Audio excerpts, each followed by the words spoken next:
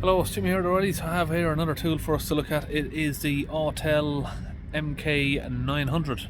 So this is, I've done one of these before, but this is the one that hasn't got Bluetooth, it's wired. So we'll have a little look over the box first. You can see some of the stuff that it says it's got here, which is an 8-inch LCD screen, 7700 milliamp battery, 8 megapixel camera. It's got Wi-Fi, it's water and grease resistant, and it has multilingual support. Based on an Android 11 operating system. Resolution is there, 1280-800.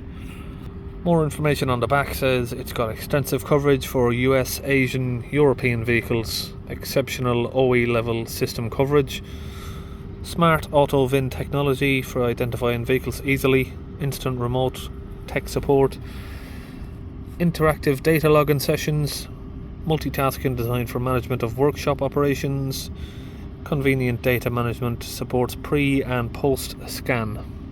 Okay, so if we have a look at the box, we're going to open it up. Here is what we have: charging cables. We're going to open these little tabs, and we're going to have the OBD socket there. In this side we don't have anything. We have the unit here. I've already taken this out and fully updated it.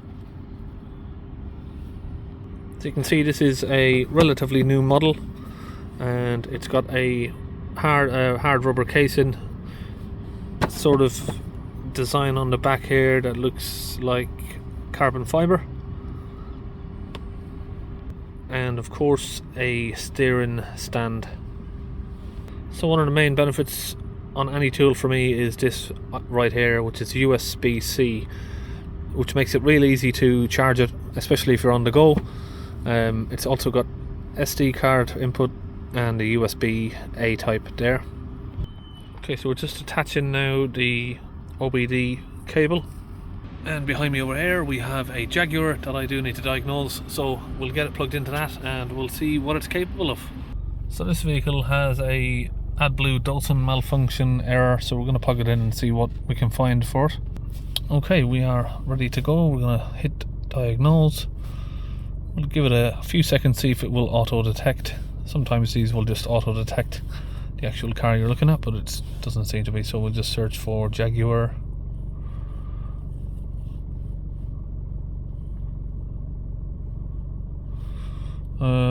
Right, so you've got the option of entering a repair number or just doing a standalone diagnostics, which will not create a pre-post record, so we're going to just do that for now. We'll do automatic search, read the VIN,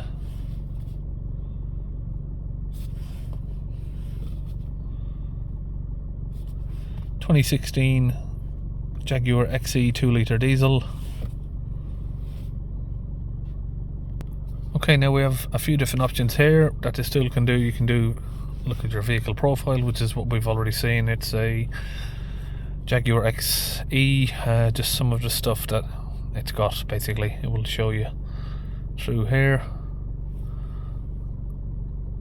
Now we're just going to wait for that, and then we can go back. Service options, we'll look in the powertrain first. These are the different options that you've got. So register a particulate filter pressure sensor, oxygen sensor, exhaust recirculation valve, injector replacement, so you injector coding, particulate filter dynamic regeneration, replacement of the particulate filter, transmission,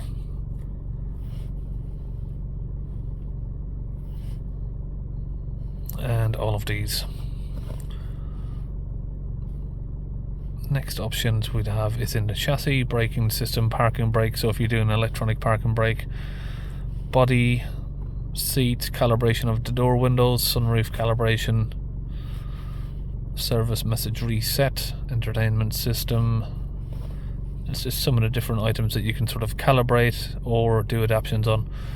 If we go back to hot functions, again, same, all of these things that we can go in and do resets, adaptations on. We have, of course, the diagnosis option. You can go into one particular unit, or you can do an auto scan of the full vehicle, which is what we're going to do. So that will go through each individual module on the car. We'll see how long that takes. Each different tool, you know, some of the more expensive tools can scan through these items quicker, and some of the cheaper ones can be quite slow. This one seems to be around about average, especially in the sort of price range. This is around the sort of £500 price range, I think. Now we'll have the option to read the fault codes, clear your fault codes, read live data, all of these options here. So you've got NOx exceedance, P2BAE. We've also got, which one is a little bit more worrying, which is the P16, A6, selective catalytic reduction, restriction, end of line, unfinished tests. Not really too sure on that one. It's not a common fault I see, but these ones are.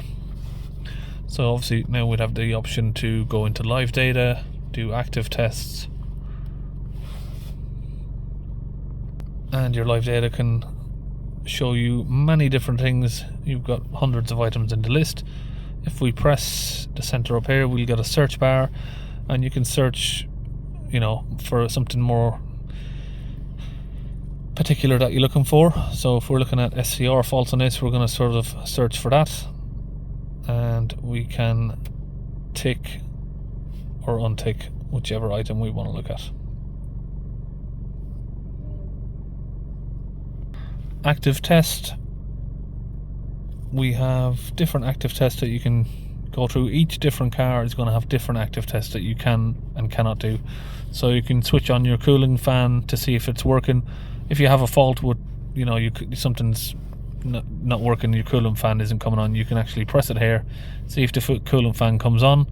So is it a fault with the actual fan, or is it elsewhere? Same as your door windows, you can control it to put your door window down. So if you're pressing your button, for instance, and your window isn't going down, you want to know, is it the button or is it the motor? By controlling it here, you can control the window. So if the window does go down, that would point more to that the motor is working, but your switch isn't working. So to reset this fault code, I think what's happened on this one, what the customer's telling me, is it has been overfilled with AdBlue, and a mechanic has tried rectifying it, but they can't. So we're going to see if this tool is capable of sort of doing resets. So we'll probably go back into the hot functions. If not, we'll go into the service option and see if we can find it there. Yeah, I think it was back. We did have it in the service option, so we're going to go in there, and we'll go to the powertrain again. We're going to reset, so anything that's related to the SCR or catalyst, we're going to try and do adaptions on a reset. So oxidation catalyst, we're going to reset that. So a lot of these faults on these types of cars will not clear unless you've got a suitable tool like this to readapt everything, and then that will allow you to clear the fault codes. So we're letting that work its way through. And now that's complete. So at least we can show you some of the things on this particular car, at least, where a lot of these machines will say it can do this and it can do that, but you will plug it into certain vehicles and it won't do what it says it can do. It will do it on certain vehicles, but not on others. So now it's going to attempt to clear the fault codes and see if what we've reset here has rectified the error. So just to be clear, for this car, is what I've been told by the customer is that everything has been done that needs to be done to get this repair to work, but they just can't do the diagnostic side. They don't know how to reset it, so that's what I'm attempting to do here with this tool. Okay, so that is telling me that it has finished, but there are still fault codes logged, so it hasn't resolved the issue. We have the option to check the DEF fluid, so the DEF fluid, or also known as AdBlue, basically. We're gonna see if we can check the level of that. So we can see here it says it's got a 0 litre reading and we need to add 5 litres. Now, customers told me that it has been filled up, then they've removed, it's been overfilled, so they've removed 5 litres, but it still isn't reading. So it looks like we may have an issue with the tank here on this car. So basically they've told me the tank was completely empty, and then they've added 10 litres.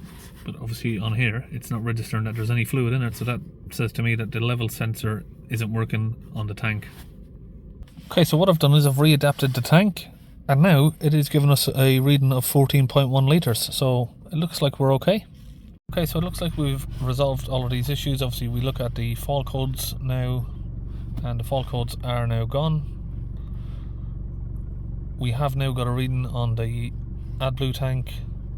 So all of the issues that were with this car was just because the actual mechanic wasn't capable. Maybe he didn't understand the diagnostic tool, or he didn't just have a diagnostic tool that was capable of doing it. So obviously we've went into the service functions, and I'll show you some of the things that we've reset. So we have done the oxidation catalyst, we have done the fluid level check, exhaust fluid prime and pressure test with this tool, and then we have also done the catalytic reduction quality monitor reset. So that is the Autel MK900. Yeah, pretty decent tool.